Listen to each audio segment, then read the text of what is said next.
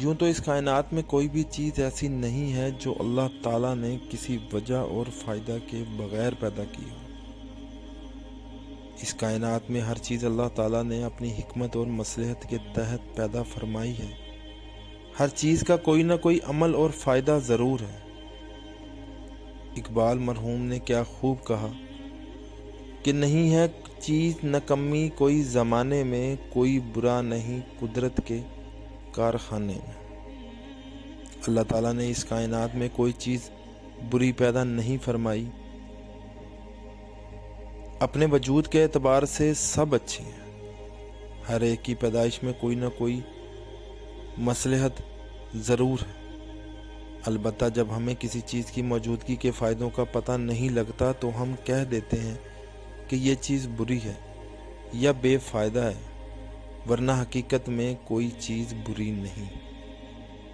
حتیٰ کہ وہ مخلوقات جو بظاہر تکلیف دینے والی معلوم ہوتی ہیں، مثلاً سانپ، بچھو وغیرہ، ان کو ہم اس لیے برا سمجھتے ہیں کہ بعض اوقات یہ ہمیں نقصان پہنچاتے ہیں، لیکن کائنات کے مجموعی انتظام کے لحاظ سے ان میں بھی کوئی نہ کوئی حکمت اور مصلحت ضرور ہے۔ ان میں بھی فائدہ موجود ہے، چاہے ہمیں پتہ چلے یا نہ چلے۔ ایک بادشاہ کا قصہ لکھا ہے کہ وہ ایک دن اپنے دربار میں بڑی شان و شوکت سے بیٹھا ہوا تھا۔ ایک مکھی آ کر اس کے بیٹھ گئی۔ اس بادشاہ نے اس کو اڑا دیا۔ وہ پھر آ کر بیٹھ گئی۔ آپ نے دیکھا ہوگا کہ بعض مکھیاں بہت ضدی قسم کی ہوتی ہیں، ان کو کتنا ہی اڑا لو وہ آ کر دوبارہ اسی جگہ پر بیٹھ جاتی ہیں۔ وہ بھی اس قسم کی تھی۔ بادشاہ نے اس وقت کہا کہ اللہ جانے یہ مکھی کیوں پیدا کی گئی، یہ تو تکلیف ہی تکلیف پہنچا رہی ہے، اس کا کوئی فائدہ نظر نہیں آتا۔ اس وقت دربار میں ایک بزرگ موجود تھے۔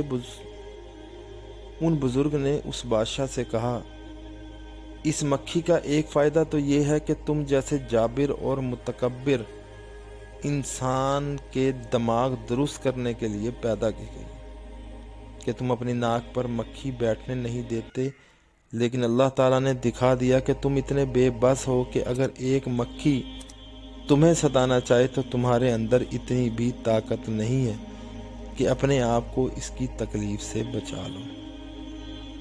اس کی پیدائش کی یہی حکمت اور فائدہ کیا کم ہے؟ بہرحال اللہ تعالیٰ نے ہر چیز کسی نہ کسی مصلحت اور حکمت کے تحت پیدا کی۔ اس واقعہ سے ہمیں ایک بات معلوم ہوئی کہ کبھی بھی کسی چیز کو معمولی اور فضول نہ سمجھیں۔ ہر چیز اپنے وقت پر بڑی اہمیت والی ہوتی ہے۔ دوسری بات یہ معلوم ہوئی کہ کبھی تکبر نہیں کرنا چاہیے، کیونکہ تکبر اللہ رب العزت کو بالکل پسند نہیں، اور اللہ رب العزت اس کی سزا دنیا میں بھی دے دیتے ہیں۔ نیز مخلوق کو برا کہنا اصل میں خالق پر اعتراض ہے، جو کہ بہت سخت گناہ کی بات ہے۔